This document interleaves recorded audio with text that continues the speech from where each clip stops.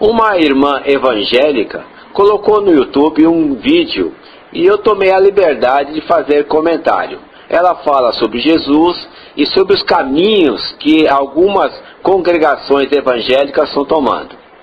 E ela fala que Jesus era uma pessoa pobre e que essas congregações só estão aceitando pessoas ricas, estão fazendo pacto com Satanás, com a maçonaria. Bem, o primeiro erro a gente começa com a ideia de Jesus ser pobre. Realmente ela está enganada. Jesus não era milionário, mas não era pobre. Jesus não era pobre. Ele era uma pessoa assim, equivalente hoje, nos parâmetros, a uma pessoa da classe média, né? Classe C alta, né? Porque ele vivia em festas, ele sempre estava em contato com pessoas ricas, cobradores de impostos, com prostitutas, bebendo vinho.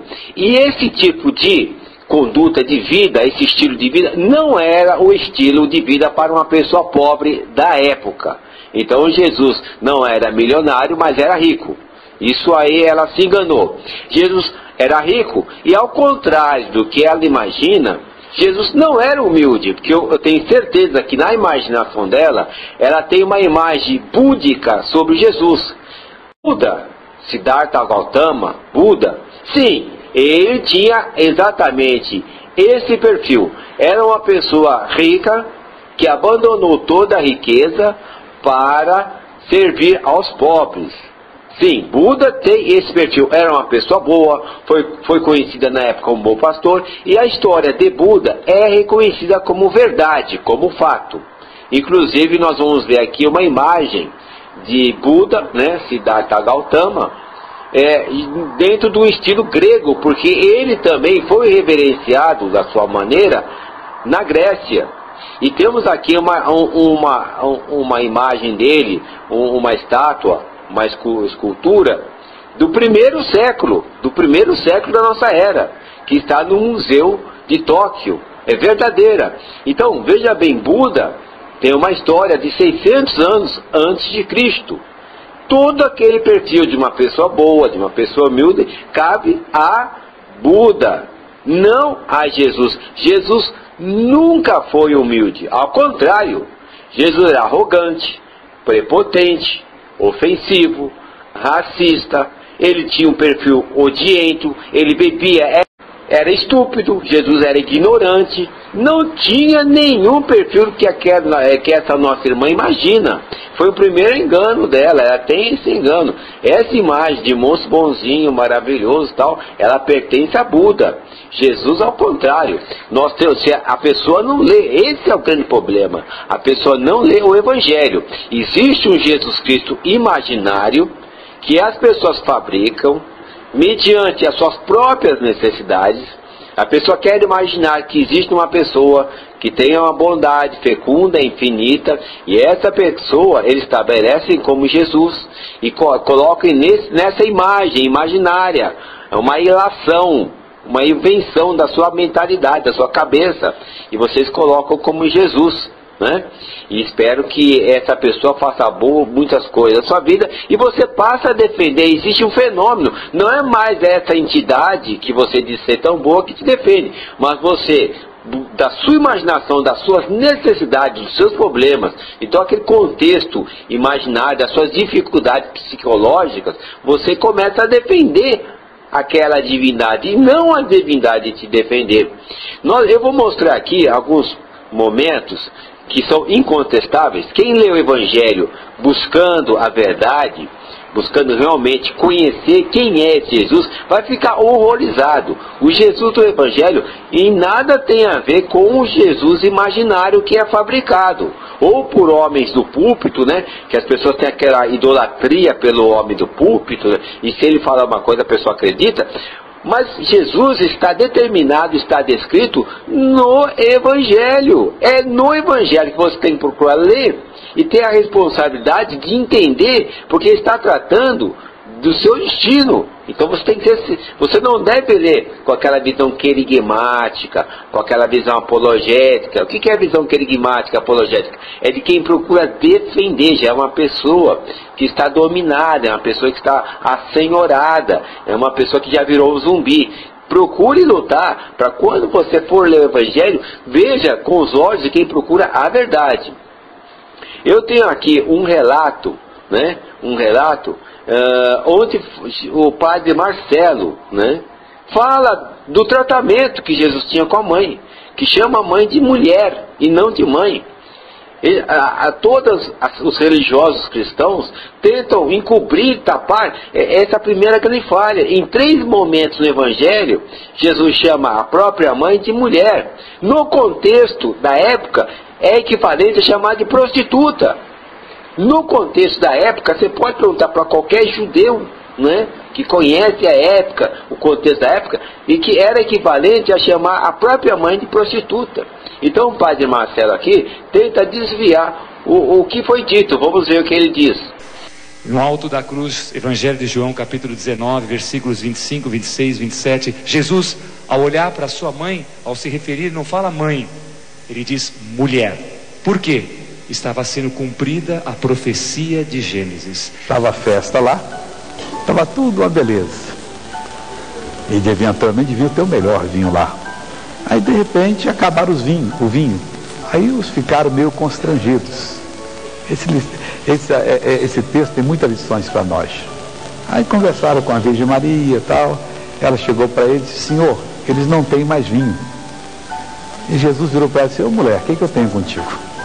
Ele era mal criado, missionário. Como é que um filho fala assim para a mãe?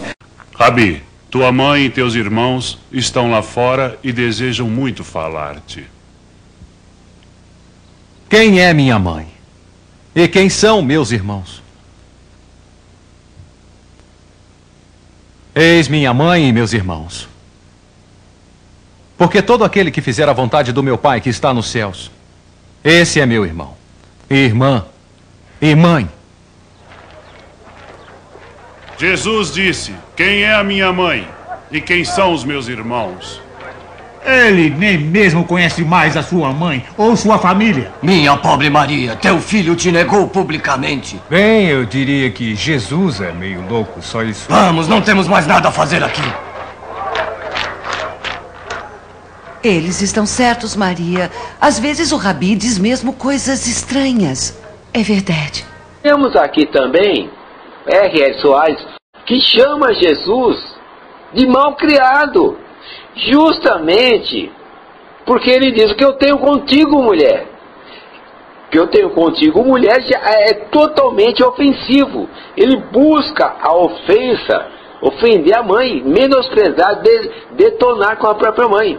E isso não tem nada a ver com uma pessoa misericordiosa, com uma pessoa que só faz o bem, uma pessoa humilde. Mostra aquilo que eu estou falando, que Jesus era grotesco, Jesus era estúpido, arrogante, prepotente, ofensivo. Jesus era racista, tão racista que ele chamou uma criança doente de cadela.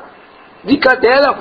Se você não acredita, leia o Evangelho. Vemos aqui o próprio R.R. Soares, em uma das suas pregações, onde ele mostra isso, ele fala, ele deixa escapar, porque os pastores sabem disso, sabem que Jesus tem um perfil demoníaco, um perfil doentio, esquizofrênico, né? Jesus é racista, ele é militante do racismo. Jesus é tão militante que ele manda os seus discípulos odiarem os seus próprios conterrâneos, né? Então, vejam bem, vejam esse vídeo. No caso daquela mulher Sírio-Fenícia, foi quando Jesus fez aquelas humilhações com ela, disse que não ia dar o pão para os cachorrinhos, e ela aceitou aquilo ali.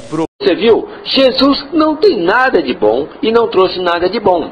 Agora vamos entrar na teologia da prosperidade. Vamos entrar na teologia da prosperidade do Evangelho.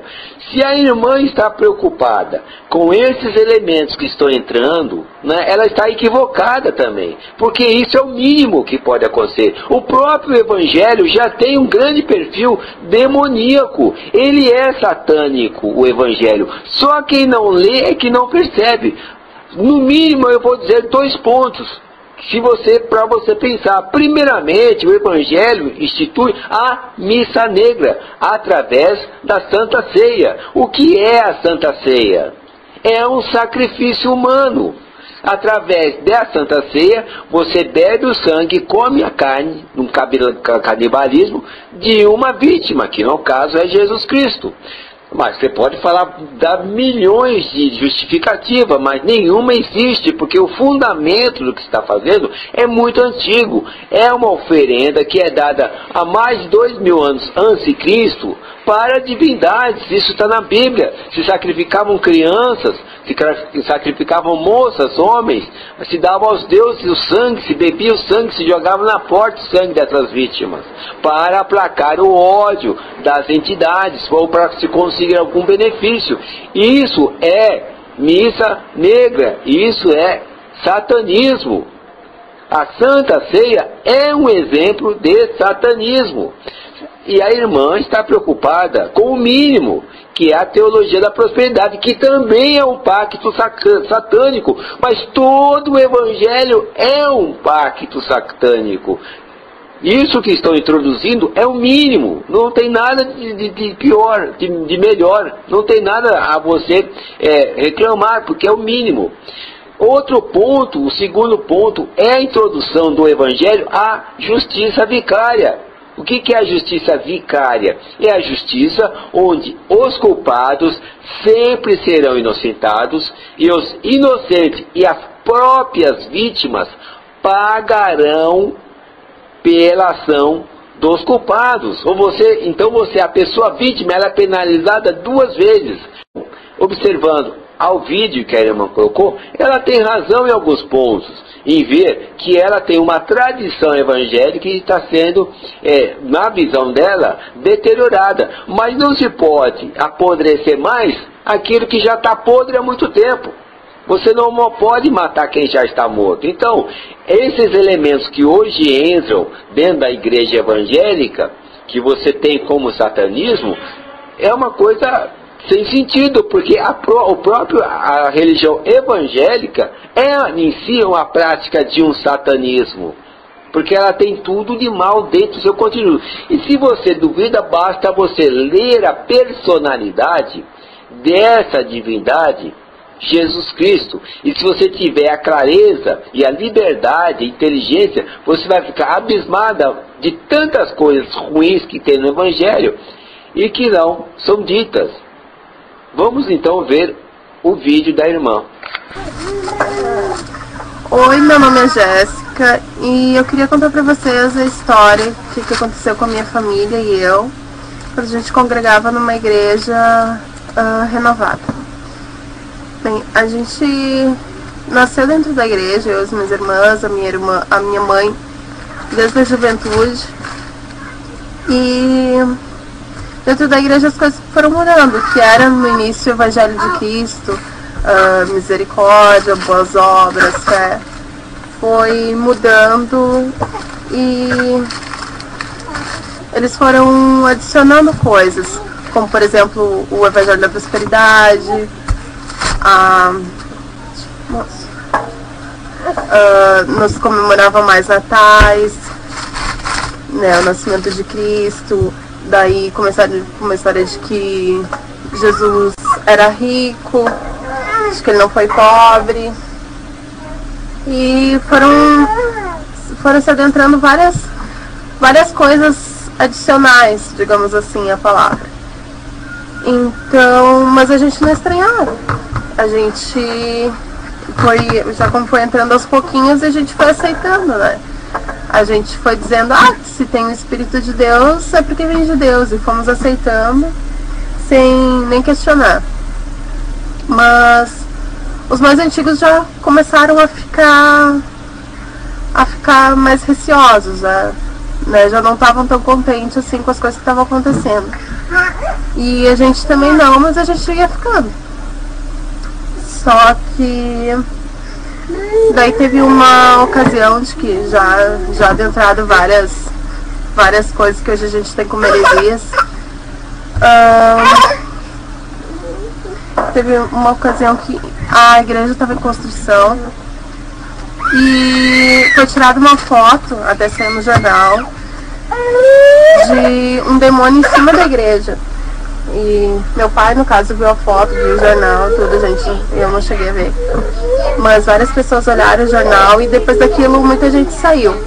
Mas bastante gente também ficou, né? E depois disso a igreja entrou no tal do G12. Quem já trabalhou com o G12 sabe, né, que se tem aqueles encontros com Deus e coisas assim. E no início começaram a falar que os pastores e os 12 dele, e os principais líderes da igreja, fizeram várias coisas estranhas lá dentro. Até das quais eu não posso comentar porque eu não sei, eu não vi também. Mas todo mundo começou a comentar essas coisas estranhas. E que lá dentro faziam lavagem cerebral com a pessoa e coisas assim. E depois a gente foi no encontro. Eu fui no encontro. E o que eu vi lá dentro foi que eles fazem regressão. Regressão, que é né, aquela coisa de voltar na infância, pedir perdão pelos pecados da infância, pelos dos ancestrais. É uma coisa totalmente fora, né, da palavra de Deus. E isso é que a gente dizia, tá, mas a igreja tem um espírito, como é que, né, não pode acontecer isso, se há milagres, se há cura, se há etc. A gente vai ficando, né, porque só que com tempo essas coisas foram saindo muito da palavra e a gente também não enxergava. E aconteceu uma ocasião de que tinha um tal de Mike Cheia, não sei se vocês já ouviram falar, aqui no Rio Grande do Sul. E ele começou a dizer que era o Arcanjo Miguel, que os anjos vinham tocar nos CDs dele, e começou a, sabe, assim, introduzir umas coisas, tinha uns negócios lá de chave, do ministério dele, não sei o quê. E ele tinha aquela unção do riso, pra quem ele olhava, a pessoa começava a rir, do nada começava a rir. E também tinha uma sala de unção de leão, e de cobra, e de águia. E daí as pessoas começavam a se arrastar dentro da igreja e todo mundo achava normal. Todo mundo achava que aquilo vinha de Deus, que era uma unção e de avivamento e essas coisas. Só que a minha mãe, ela teve uma visão do Mike Shea, ele com uma feição assim de demônio. E a minha mãe chegou e questionou os pastores, tá, esse cara tá falando que é o Arcanjo Miguel e ninguém tá questionando ele. Daí os pastores pegaram e falaram que, se ele tá falando que é, porque é. Então, daí minha mãe começou a questionar as coisas que estavam acontecendo dentro da igreja. E os pastores sempre com aquela coisa de deboche, nada a ver, e que isso é de Deus, e que é unção, e que é de avivamento, e essas coisas. Mas a minha mãe começou a pesquisar sobre religiões, pesquisar sobre heresias, pesquisar, né, sobre essas coisas. E a gente foi vendo, a gente foi achando várias coisas dentro da igreja que eram baseadas na maçonaria. Então, como por exemplo, uma pastora da igreja, ela sempre falava aquela frase, o grande arquiteto. As coisas que ela fazia sempre tinha essa frase. Então, a minha mãe descobriu que isso era uma frase maçônica. E ela começou a questionar várias coisas. E pegou, a gente saiu da igreja onde a gente estava e foi para outra, mas dentro da mesma denominação. Só que daí também a gente continuou pesquisando e começou a ver que mesmo nos CDs, como por exemplo Diante do Trono e Oficina G3 principalmente, e várias outras coisas, tinham coisas de demônios, tinham faces de demônios, tinha, quando tem fogo, por exemplo, sempre tem rostos em sofrimento, ou coisa assim dentro, e frases estranhas também. Daí a gente pegou e a gente começou a falar com os membros também, sabe, sobre essas coisas que estavam acontecendo, mas já quando quando entrou o G12, muita gente já saiu, porque, né, porque viu que tinha muita coisa errada, muita coisa fora da palavra. E essas pessoas saíram, mas não voltaram para a igreja, não falaram porque tinha saído também. E a gente foi falar para uma membra da igreja, minha mãe e eu, e a gente falou, eles são maçons. E só que essa pessoa era uma líder da igreja, e ela disse que agora que vocês foram descobrir, eu já sabia disso faz tempo. Daí caiu a ficha, né, realmente, que realmente eles eram maçons. Daí, entre outras coisas, ela falou bastante coisa, até falou ameaçando, né, sobre as pessoas que tinham descoberto isso e tinham fugido de lá, tinham, né, ido para longe.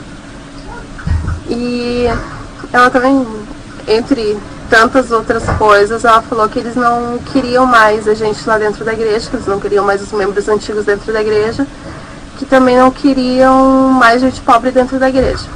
Foi bem assim, nesse tom mesmo. E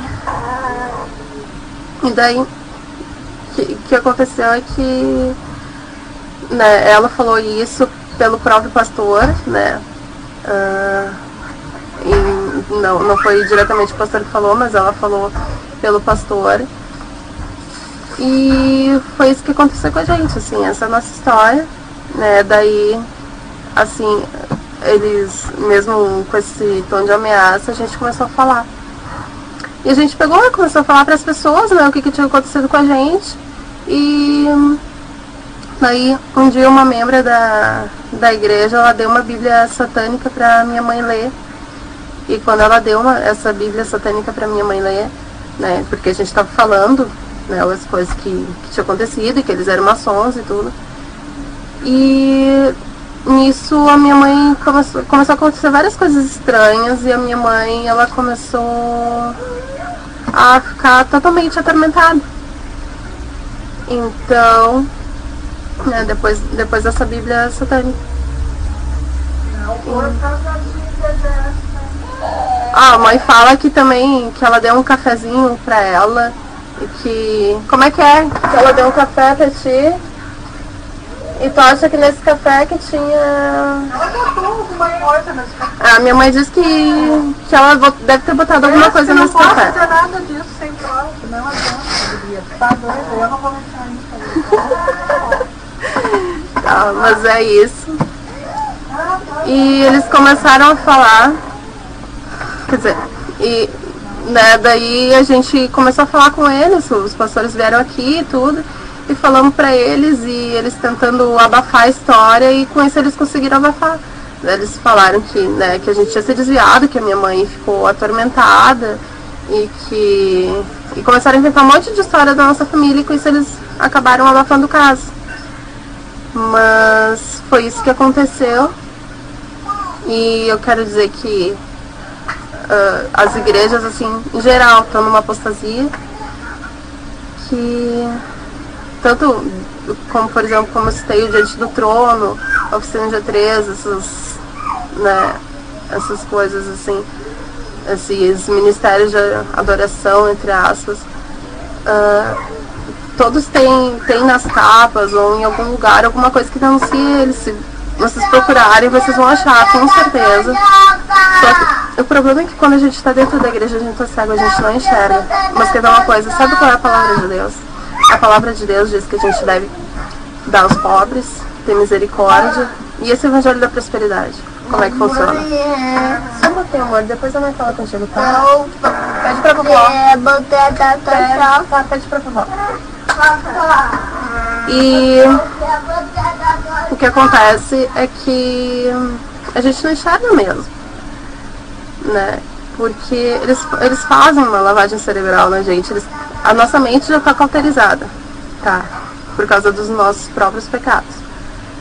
Então, a gente acaba não enxergando que, por exemplo, esse evangelho da prosperidade, essa... o que mais vocês botam? Até, inclusive, disseram que Jesus Cristo não era pobre, que Jesus Cristo nasceu rico e que a manjedoura era um modo de falar, mas, né? Essas coisas totalmente fora da palavra de Deus, e a gente está dizendo, mas tem o Espírito de Deus, como é que pode isso? Só que, vamos ver o que diz lá em Mateus 7,